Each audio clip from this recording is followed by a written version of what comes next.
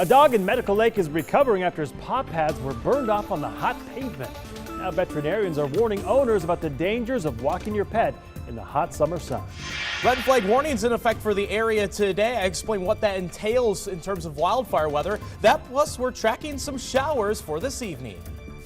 A powerful traveling art exhibit hopes to change the way we view Alzheimer's and dementia. Either it's a window into his world or his world trying to look out into ours and make some sense out of it. Good evening and thank you for joining us. I'm Mark Hanrahan. Good to have you with us. I'm Jane McCarthy. It has been hot lately, but tonight the big concern is not the heat, it's the wind. A red flag warning in effect for a large portion of our area. Meteorologist Thomas Patrick standing by with more on that. Thomas. Yeah, the red flag warning is our big weather headline for today. It means that if we do see any wildfires, they could spread pretty quickly. And that's not a factor of the temperatures, it's the factor of the wind. It's the wind that will carry that fire pretty quickly, but thankfully no wildfires currently ongoing. Just be cautious for tonight. No outdoor burnings. Save those sparklers for another day or another week as we get closer towards the 4th of July season here. Just be cautious of that for this evening. Again, what that means is that it's windy and dry for central Washington. In fact, our wind gusts could be as high as 50 miles per hour. Ideal for wildfire growth. But if there is a wildfire, then we start to see some actions getting taken. Listen to any evacuation orders should that happen. Otherwise, temperatures not actually a big factor today. Mid-70s in Moses Lake and Othello, 62 right now in Spokane. So one of the cooler days, actually trending a bit cool for the rest of the month.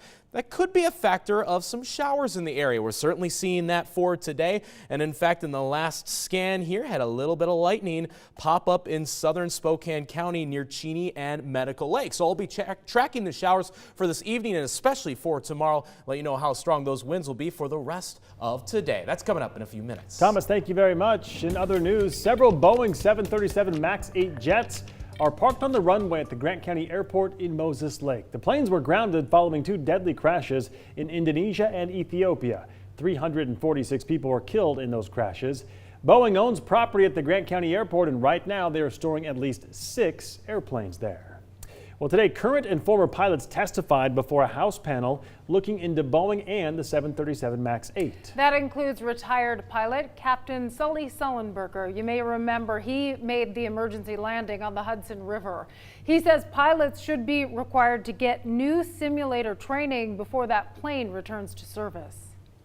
I can tell you firsthand that the startle factor is real. And it's huge. We should all want pilots to experience these challenging situations for the first time in a simulator and not in flight with passengers and crew on board. The CEO of Boeing apologized for the crashes this week. Investigators say a problem with the flight control system forced down the nose of planes and wouldn't allow pilots to regain control.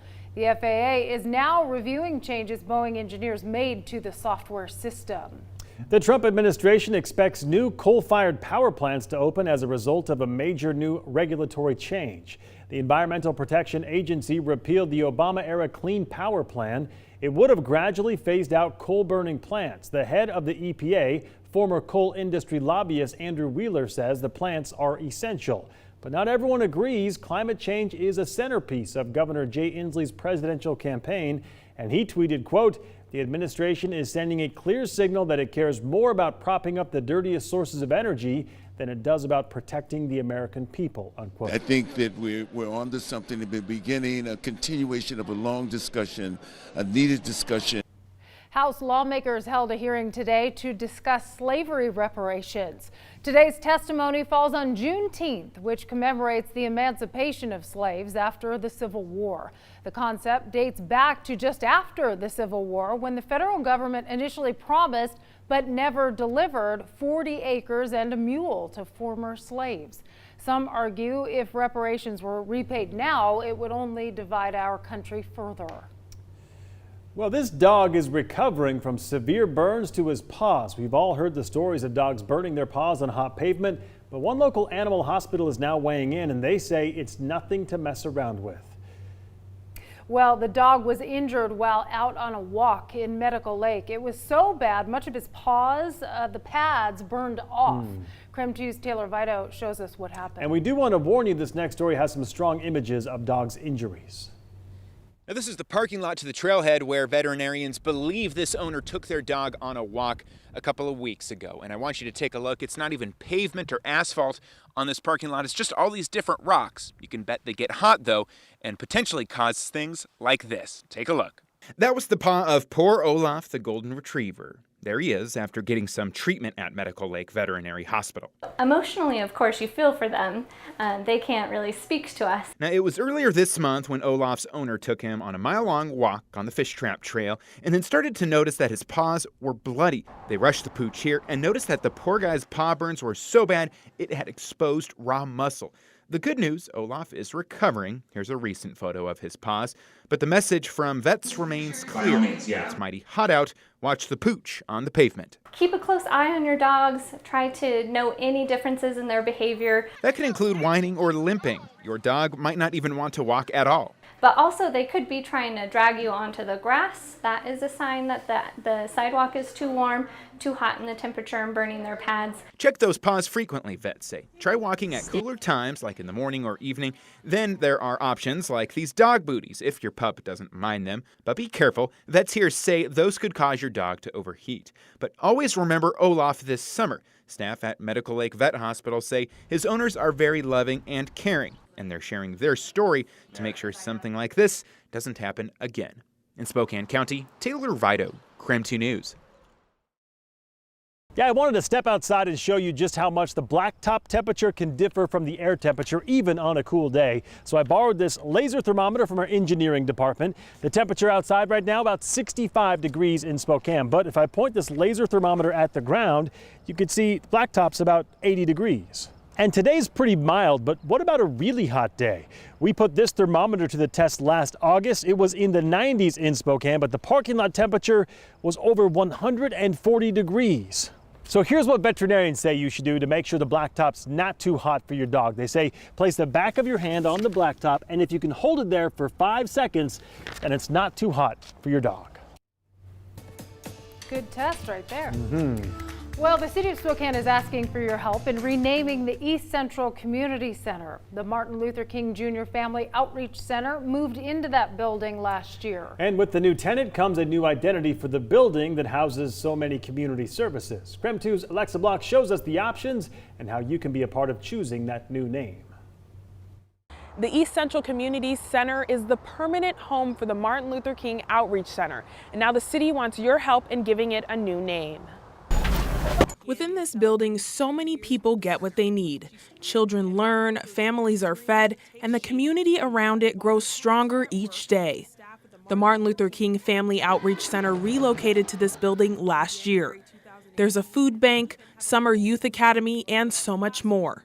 The center just got the approval to begin renovating the building to be able to move the kids from their old location into the new one. With all these changes happening, more changes could be coming.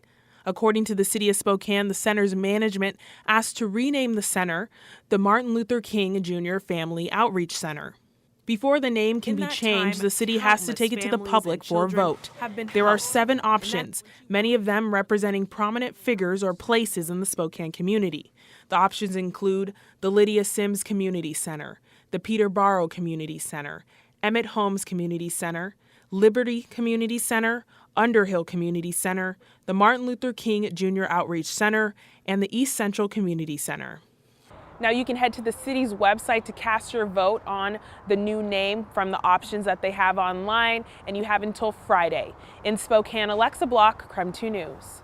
In other news, Facebook just launched a new cryptocurrency. You might be thinking, wait a minute, didn't Bitcoin fizzle out pretty fast? Well, here's why the company says it could be different. It's called Libra, and it's backed by real money like the dollar, euro, and yen. The company says their goal is to create an alternative financial system that goes around traditional banking. It will allow people to send money as easily as sending a text. Now, you're probably thinking that sounds like Venmo.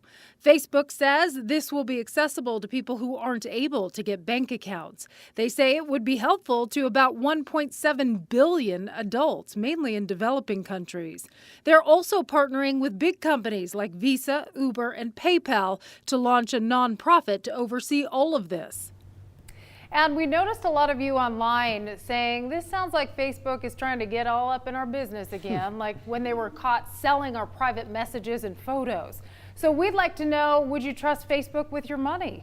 Right now you can head to krem.com/vote or hit the Vote Now tab on your KREM 2 app and let us know what you think. Also, don't stop voting in our poll. We'll share your take on the idea coming up after the break.